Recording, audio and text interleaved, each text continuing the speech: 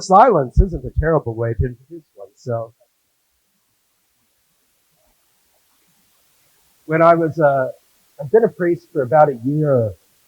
I was elected to the standing committee in the Diocese of Pittsburgh, and I jokingly said that I was just young enough not to realize I should keep my mouth shut. Well, hello. I'm T.J. Freeman. I'm your minister. Most of you know that or figured it out. Where do we start? I'm a Libra. So Annie and I, this past summer, celebrated our 15th wedding anniversary. So that's exciting. And we were doing some math, and we figured out that we've lived in 7 different homes in 4 different states, 1 state twice. And that was in the first, most of that happened in the first 7 years, because we spent just over 8 years in Fort Wayne. So, well done to her for sticking with me through all of that. I don't know. Yes, she's all the way in the back. Hello.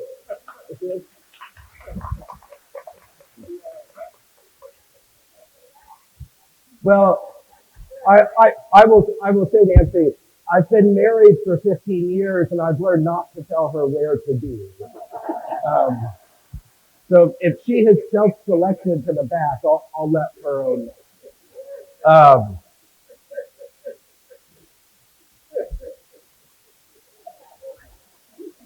I thought I'd start with telling you how I met Jesus. That seems important, right? That is, in fact, why we're here, right? All the other stuff is secondary to that, honestly.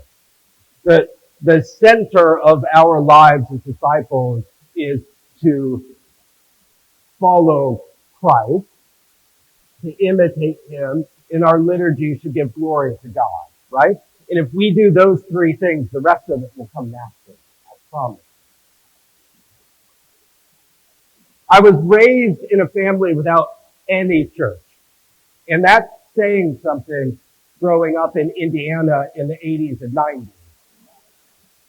To be completely without faith in that location, in that time. And when I say without faith, I mean, there was no Christmas or Easter, right? There was nothing, right? There's not a Bible in the house. My mom and dad weren't married in a church, right? There was nothing. I had step-grandparents who were Catholic. They never invited me to come. So in the 4th or 5th grade, I'm walking to school. It's a small town, about 1,100 people, western Indiana. And the local non-denominational church has a sign up that says, Jam, Jesus and me, Wednesdays, 6 p.m. So I came home and I told my dad and my stepmom that I was going to start going to church on Wednesday night. And being very involved parents, they asked, is that before or after dinner? And the second question is, can you take your sister? Because maybe they could get both of us out of the house. So I went that first year as a 4th or 5th grader. It was the first time that I'd ever heard any of the story. And I'm not being funny, like none of them. Right? The Noah in the ark, right? Jesus walking on water, Christmas, all of it. I had no concept. And I fell in love. Right? Because we've got a great story. And again, like that first year, I read the Bible cover to cover. And it was a red letter KJV. I underlined. I didn't have highlighters. We didn't have much money, but I had crayons, so I could like sort of crayon over the parts that seemed important. In Jesus, I met someone who constantly seemed to be reaching out beyond what others were comfortable with. And having grown up without a lot. Like that really spoke to me.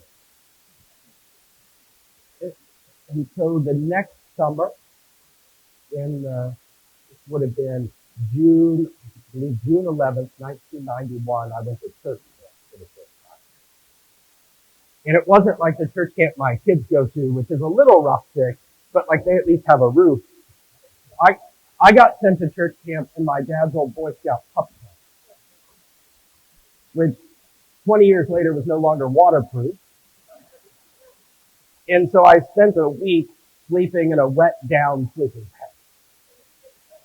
And I loved it. And I was baptized there at that summer camp. So I went to Jesus and Me until I aged out of it. And then in high school, I started going to the Methodist church because that's where my girlfriend and her family went to church. And the pastor just happened to be my youth soccer coach. And after that first Sunday, her parents said, we've never seen a pastor talk to someone for so long. It just happened to be a Eucharistic Sunday. So long at the Eucharist before. I was like, oh, he's my soccer coach. And they were like, oh, that one. And I went there for 2 or 3 years, and right as I was leaving for college, about 6 months before, the Methodist Church they do this less now, but back then it's still pretty predominant, right? They'd send the pastor out for 3 years, and then they'd pick them up and send them somewhere else. And we're entering into my first ever experience of racism. They sent a black man to pastor this small town church in Otterburn, Indiana. And the church turned on him. Now, Pastor Tim was incredible to me. Spent tons of time answering my questions and reading scripture with me, and it was life-changing.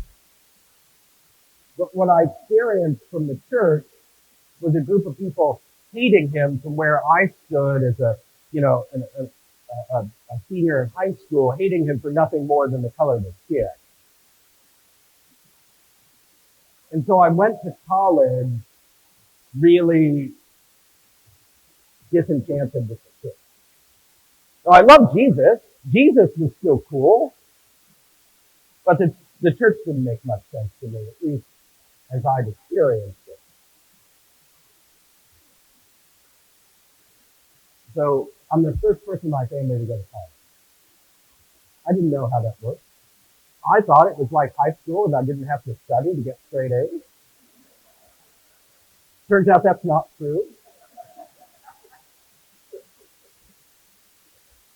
So I found my way into the Tuesday evening non-denominational student-led ministry. And the music was good, right? There guitars and congregational singing. It was a little hand-holding for me. At the end of the night, you would stand around, join in a big circle, and you'd start on one side, and then the prayers would move around to the left. And to prove how holy you were, you had to pray longer than the person to your right. Now, eventually I learned that if I just didn't, I was like a 3-year-old. If I didn't open my eyes and I just squeezed the other person's hand, maybe they wouldn't realize that I hadn't, joined in.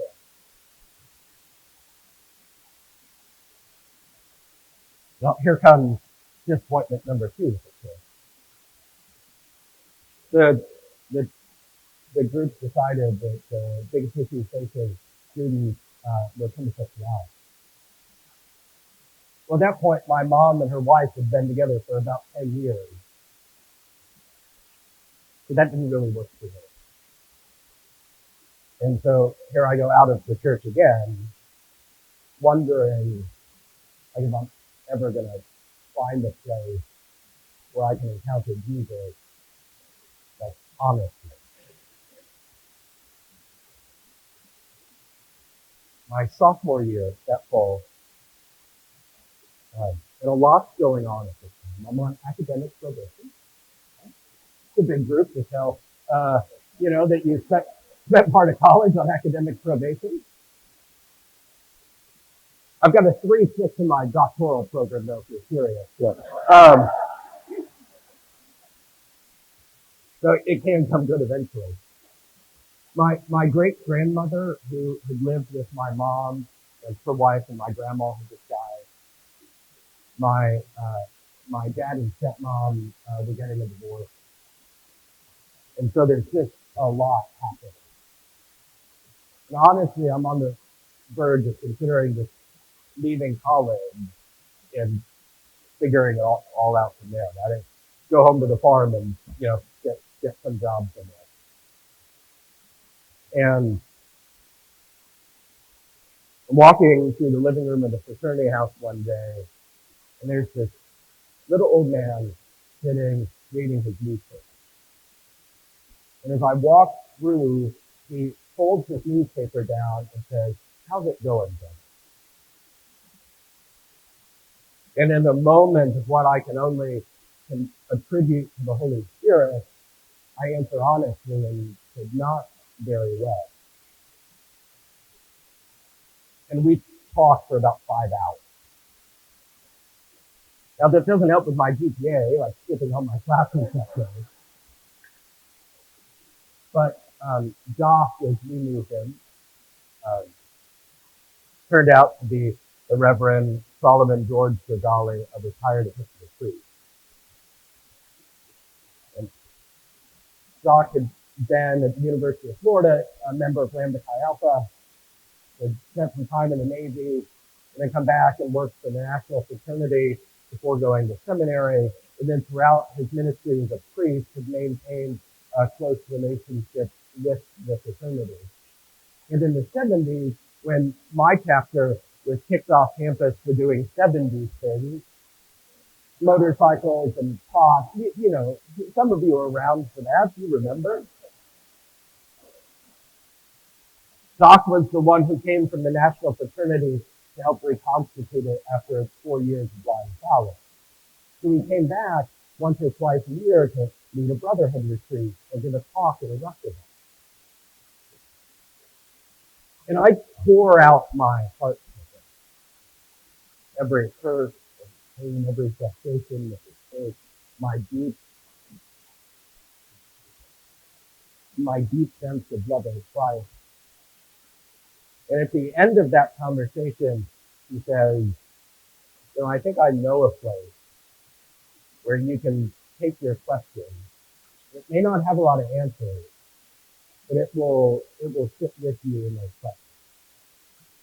So we got the phone book out because, this is the fall of, would have been 2000, fall of 2000, and looked up the number for the nearest Episcopal churches, Christ Episcopal Church in Madison, Indiana. And he called, and the rector answered, Rector. And Doc set up a time to take me downtown the next day because I didn't have class on Thursday afternoon, so that he can introduce me to Father Rick and get me Father Rick to give me a tour of the parish. And so we went down, and Rick shows me a beautiful old building. Mary Todd Lincoln's sister was the organist at one point, right on the Ohio River. Then boom and bust as trade moved. As Louisville came up, the trade moved further to the west. So Madison didn't have a whole lot going for it. And the next Sunday I went, and I encountered God like I'd never encountered God before. In this liturgy that I had no idea what was going on, mind you. But I just sat there, and they still had the little box too, still do. And I sat there in the little box by myself with a prayer book in one hand, the hymnal in the other, and the bulletin open on the seat next to me. But I met God in the sacraments in a way I'd never encountered Christ. I went back every Sunday. Sometimes I was a little tired, but I never missed Mass on a Sunday. And they just loved me into being the person that was inside of me. There was a little Eucharist and healing liturgy on Wednesday night. It was a really simple sort of evensong into the Eucharist, into anointing, and then there was a potluck dinner, and you'd have 6 Episcopalians and 5 bottles of wine, and we just sit and talk for 2 hours afterwards until I helped Father Rick start the Canterbury Club on Hannibal Chapter. And then I'd come downtown to Madison for that service, eat the dinner, and then I was the altar guild for the Canterbury Club at the chapter, or on campus at the chapel, and I had a Tupperware box that had all my altar guild stuff in it. So I'd hop on my bike with my little Tupperware box, the half mile across campus to the chapel from the fraternity house, and I loved it. As I was getting ready to graduate, I didn't know what to do. I was getting a degree in history. It's not terribly useful. There's probably a couple other, failed historians around here. And people would ask me, oh, what are you going to do after graduation? I said, well, go to lunch. Because I didn't know. And Father Rick asked me if I was interested in being a counselor for this thing called the Ulster Project. And the Ulster Project is still going. It's incredible. The grassroots peace ministry. And they bring Catholic and Protestant youth over from Northern Ireland to live as Catholic and Protestant kids here in the States. And it was there that I heard my call to ministry. In that place, and I know if you've not been or spent a lot of time reading about the troubles and the ongoing repercussions of that, you may not realize it. These kids most of them had no contact with anyone from the other side of the wall. They didn't even believe the other group was necessarily Christian. We were taking 2 groups, some of whose grandparents had bombed the other group's grandparents, and teaching them their one in Christ. Pretty good work. So I go through that summer with this bubbling sense of vocation, the priesthood program, and I moved back home with my dad. I sold cut-through knives for a while, right? I sold the vacuum cleaner. Remember what's Kirby? Yeah, sold Kirby vacuums for a while, and eventually I emailed Father Rick and I said, hey, can we have breakfast sometime?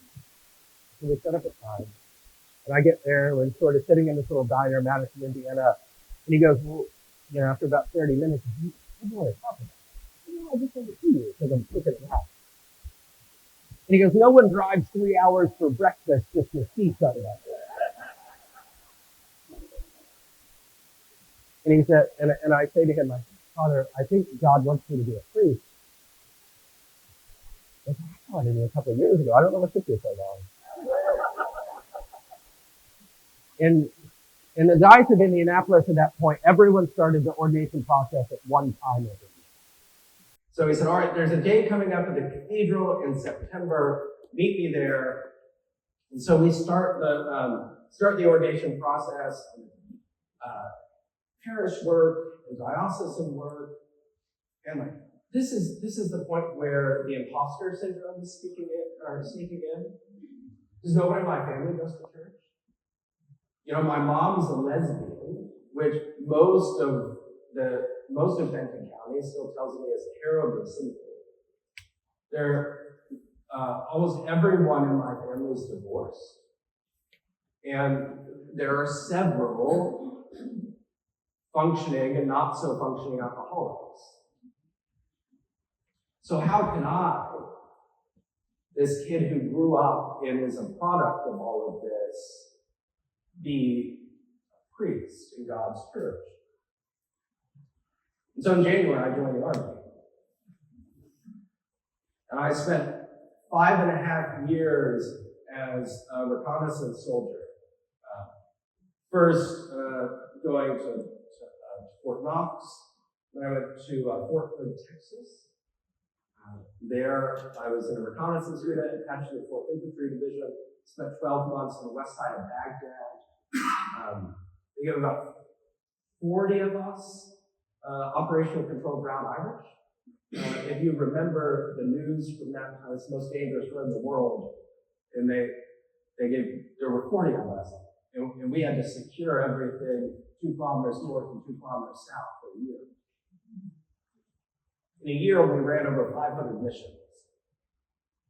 And at points, there were so few of us, we were going out 4 at a time. It's pretty hard to do. When I got back from that, I didn't join. I didn't do the paperwork bit. But Father Paul Moore was the rector of St. Christopher's Episcopal Church in Killeen, Texas. And I get back from Iraq.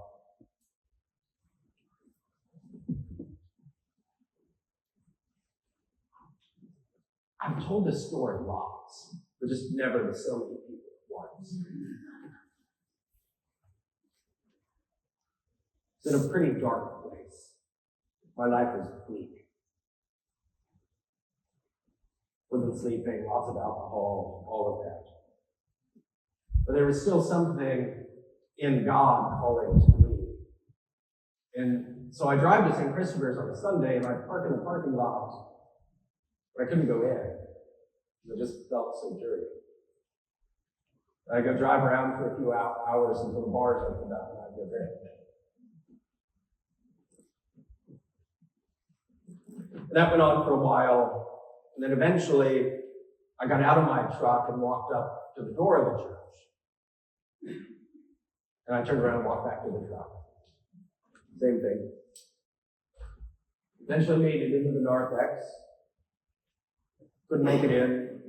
Back to the truck. Same thing. Made it into the pew. And left before the peace. Because I couldn't, the thought of having to shake someone's hand is really hard. And then I drove around. I must have driven about 6 hours that day, just all across central Texas. And I finally stopped in a Borders bookshop parking lot. And I couldn't call Father Paul because he'd want to meet me in person. So I called Father Rector back in Madison, Indiana. And what happened then, I just poured it all out. Everything I was going through. And Rick, over the phone, invited me into the sacrament of confession. And I made my confession over the phone, and he pronounced the absolution and then said, TJ, there is nothing you can do to separate you from the love of God in Christ Jesus. I went home that night and slept for 10 hours. It's probably more than I'd slept the last week combined. And I went to church the next Sunday. The week after that, I was a lamb. I know I'm at Mr. Bowles. But my friends, the sacrament of reconciliation can make all the difference in our lives. And I know it seems terribly weird and foreign and Catholic for many of us. But it really, really can have a healing effect on our souls. It changed my life. I think, back then it was all, we talked about it only through the lens of post-traumatic stress disorder. Now we're starting to talk about some of it as moral injury. And I think moral injury is more what I had, because it was that healing of the soul, it was that absolution, knowing that I'm coming to know that I'm God's beloved that allowed me to be healed.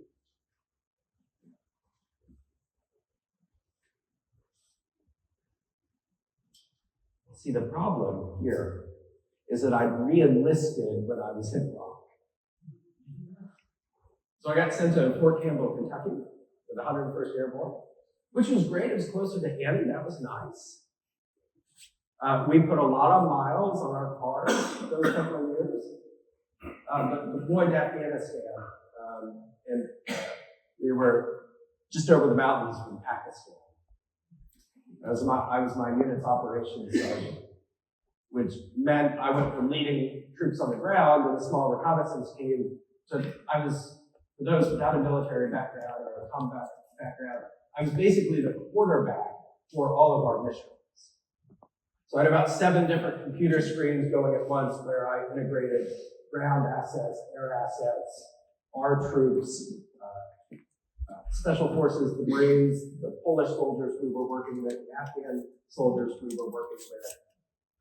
That was a differently hard year because things would happen and I couldn't pick up a gun and help. And that may not make sense, and that's not where I'm at personally now, but that was the big struggle for me because war still happened, and the best I could do was make sure the guys had enough units and support to help fight the specific battle. I started a men's fellowship. We didn't run missions on Fridays out of respect for the Fridays the Islamic holy day. So we didn't run missions on Fridays. So I started a men's Bible study and fellowship on our Zorbat, combat outpost. We called it Club Zorbat. Because it's so far away from command, we never had anyone higher than our captain around, which was pretty great. If you've been in the military and you remember your time from early days, it's pretty nice having no one above your 03 ever around. And that call to ministry just never went away. And so I came home from Afghanistan, and I remember Sergeant Major Kimball coming up to me and saying, "T.J., what are you going to do when you get out of the Army next year?" I said, "Sergeant Major, I think God's calling me to be a priest." And so I'm going to go home to Indiana, talk to my priest and my bishop, and see where we're at. He said, "We're not supposed to deploy for another 3 years. So if you request voluntary separation, I'll talk to Colonel Osteen and we'll get signed." So about 2 months go by, Sergeant Major Kimball walks over. I'm at E6, I'm a staff sergeant at this point. And I hear someone, "Hey, Freeman, Sergeant Major's here looking for you." Not a good day. "Excuse me, I thought I told you for that voluntary separation packet." And have it on my desk by the end of the week. And so I did. And the next week, I was in Colonel Osteen's office, and he signed the paperwork. And so at the end of August, 2009, I left the Army. And that second Saturday in September is when the Diocese of Indianapolis was having its discernment day. And so I call Father Rick. "Hey, I'm getting out of the Army. Great." And he goes, "Okay, meet me at the cathedral on this day in September." And so I did. And that was the first day I met Jesse Dobson. We discerned our vocations together. We were both at that meeting. So that, we've been friends for 16 years now. Yeah, probably about almost exactly 16 years.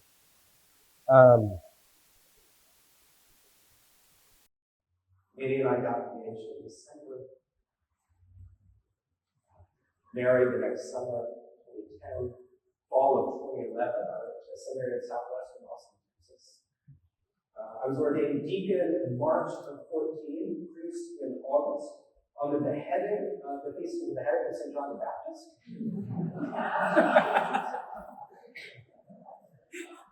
which is sort of an auspicious day against one priesthood. I was ordained at Calvary Episcopal Church by the Bishop of Indianapolis, and served my heresy and associate time there. And went to Fort Wayne and started there July 1, 2017. And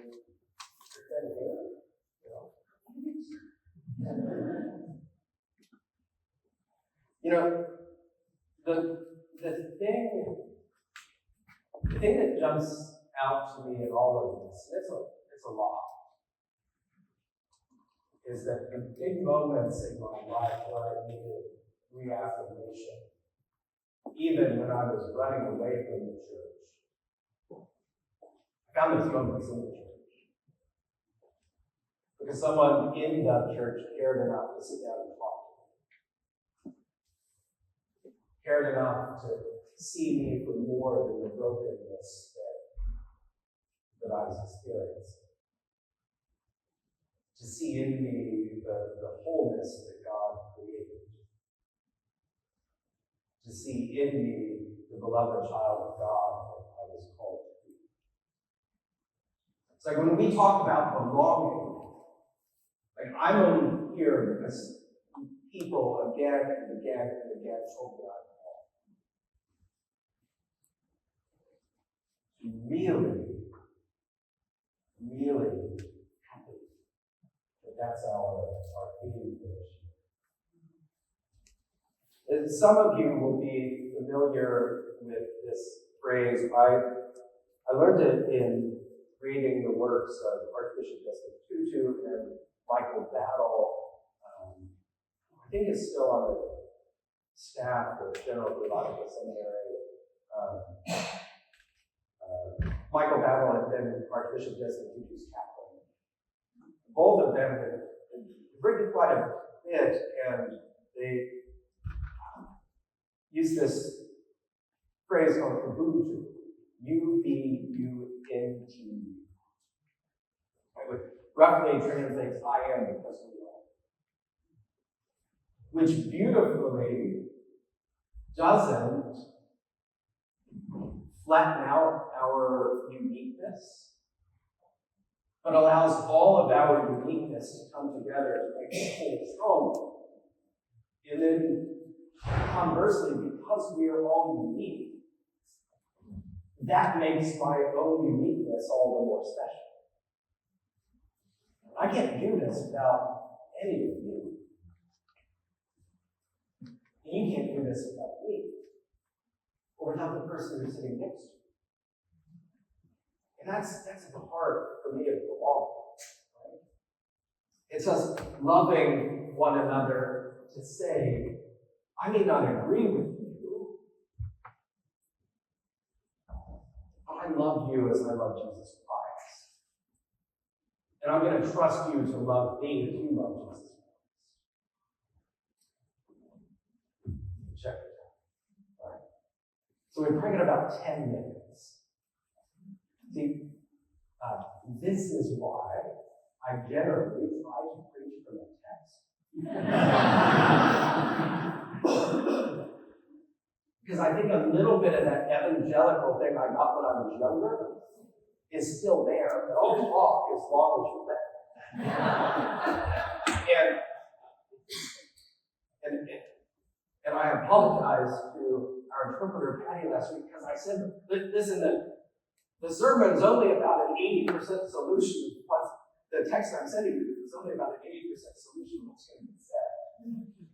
So if you're reading that online, I apologize to you because it doesn't sound nearly like what you might have heard with your ears.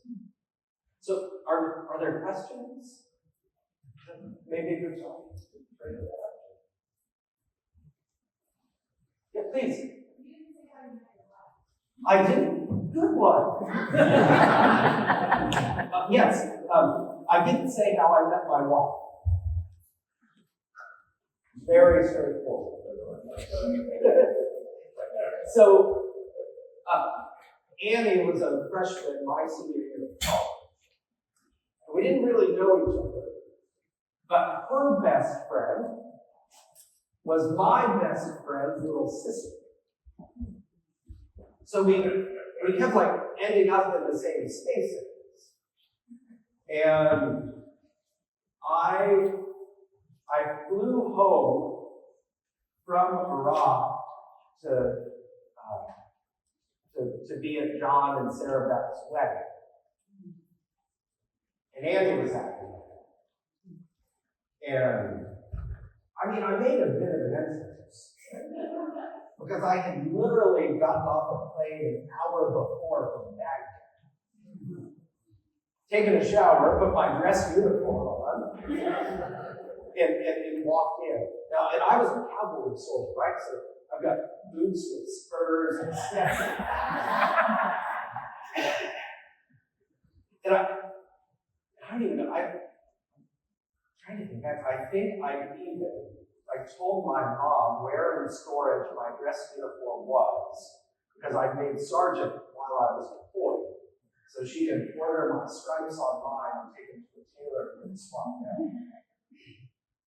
Well, Annie and I, now this is funny too, is that her friends thought that I wanted to talk to Anne, which is another friend of theirs. So they spent the entire night trying to get Anne and I to dance together. So there are pictures of Anne and I from that wedding, but no pictures of Annie and I from that wedding. So we get up the next morning, and we not like in the same room. In separate rooms. And we went for a walk on IU's campus. The wedding was in Bloomington. And before I went home, I asked her if she'd go out with me. And I said, I'm a pretty good cook, so I'll make a picnic dinner, and we'll just go to the park and we'll eat at a park. Try to get up. So we had this beautiful chicken and tomato thing. Annie doesn't like tomatoes, it turns out. She brought a bottle of wine and corkscrew broke. Well, and here we are, almost 20 years ago. So.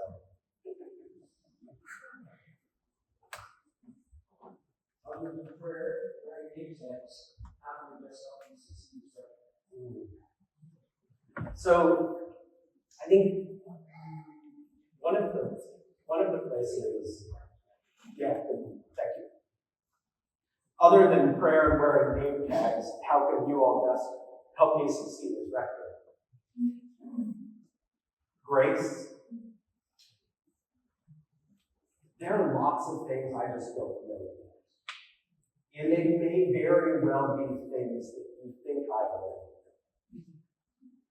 So it's very likely that the thing I'm not doing that you expect me to do is just because no one's actually told me that's the expectation. When I got to Fort Wayne, the early service was right one. And I went about 3 months not using the prayer of humble access until the deacon pulled me aside and said, why do you keep suppressing the prayer of humble access? Well, I was coming from a church with no right one services. So I didn't know anyone wanted it. No one had told me it was hard. So, thank you for telling me. So, having that grace, look, one of the things that, those of you that are on vestry, we'll talk about this on Tuesday night. One of the things that I'm hoping to do this fall is, if you are in charge of a ministry, whatever it is, I want to sit down and talk, just to get a sense of what that ministry looks like and how I, as rector, can best support you in that ministry. We're going to schedule, probably not all of them this fall, but over this program year, a series of cottage meetings. And that'll be a chance to have some small group conversation, and there will be a set of questions, and I'll bring some here to take notes. And I know you've just done a lot of this work with the CAT survey, but a lot changes in a year and a half. And so when those come out, sign up for one. If a vestry member or a member of staff, because I'm not sure how we're going to get these scheduled, comes to me and asks, oh, hey, would you consider hosting one of these? Maybe consider hosting one. But I think that's the biggest part of it. This is a beautiful community. Lots of folks have asked me how it's going. I said, it's not like stepping into a river. I think early on I thought it was like drinking from a fire hose, but that's wrong because it's not all just coming at me. Because suppose it's just continuing, right? And sometimes there are beautiful little fish swimming in the river, and every now and then there's a log that washes by. And I don't mean that pejoratively. They're just big things with momentum around here. And so for me, these first few weeks of stuff like stepping into that river and figuring out where I belong, all of that. There's a process theologian by the name of Catherine Taylor, who talks about the only way to get through God's grace is to swim like a fish. She can't fight God's grace. And a fish can only go against the river for so long before it tires itself out and dies. Eventually, you've got to give yourself over to the river. And so right now, I find myself in the spirit of looking around and thinking, this place is incredible. I'm finding my way in this river. Thursday was busy. Most days have been busy. Thursday seemed particularly busy. And near the end of it, I was standing in the white gallery, and the gallery opening was winding down, and I've got a glass of wine, and I just thought to myself, like, gosh, I love to read. And I come in and I said a prayer. And Ruth Kirsten's mom was like, oh, are you going to get a glass of wine? I said, well, I'll do that after I pray, because it seems weird to like hold the wine in one hand and pray to the other. And then I realized about that is that was getting out. It was about the time that the choristers, Cecilia's and David's choir, were finishing their rehearsal. So I went to go see my kids, because I was staying around for a while. And my kids think my office looks a bit like Dumbledore's office. And that's true, especially with the stairs. So I bought a stuffed, Dumbledore's Phoenix box. I bought a stuffed Phoenix. And I found a disused plant stand. And I had put a box on the plant stand in my office. And so I had about 5 choristers racing up to my office to see the Phoenix. And then I came back down, and in the midst of that, the sun setting and the lights coming in, and I just so grateful for the chance to minister here with you guys. All right, yes, one more. Just one third, this is to your story. It's not many people think I'm free to people. And I want to thank God. Thank you. And I know that you have gone through a lot of stuff. And I hope that your opinion is you understand what a great God is. How you overcome. Prayer, it's not easy. It's really not easy. I want to thank you. Thank you.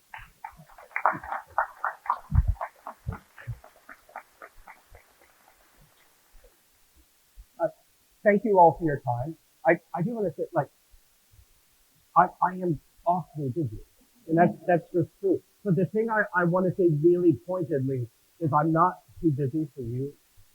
Like, one of the refrains that I've often heard is Rector, oh, I didn't want to bother you because I know you're busy. Like, I'm here for you, right? There's administration that needs to be happened, and that'll get done, I promise. Like, the trains will run on time over here. But like, I'm not too busy to come to the office. I'm not too busy to meet you for a cup of coffee. Now, it may take me a couple weeks to get that scheduled, Not the hospital visit. That's ridiculous, but the coffee part of it. But like I'm not too busy for you, right? And even though my office is hidden away, I haven't locked my door since I got here.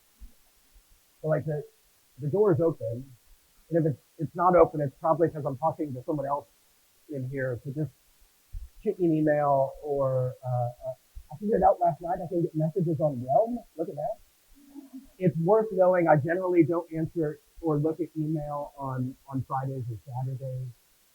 So if from like 5 o'clock on Thursday you haven't heard back from me, I'm trying to like honor that my call as a father as well. So yeah, thank you. Thank you for your time.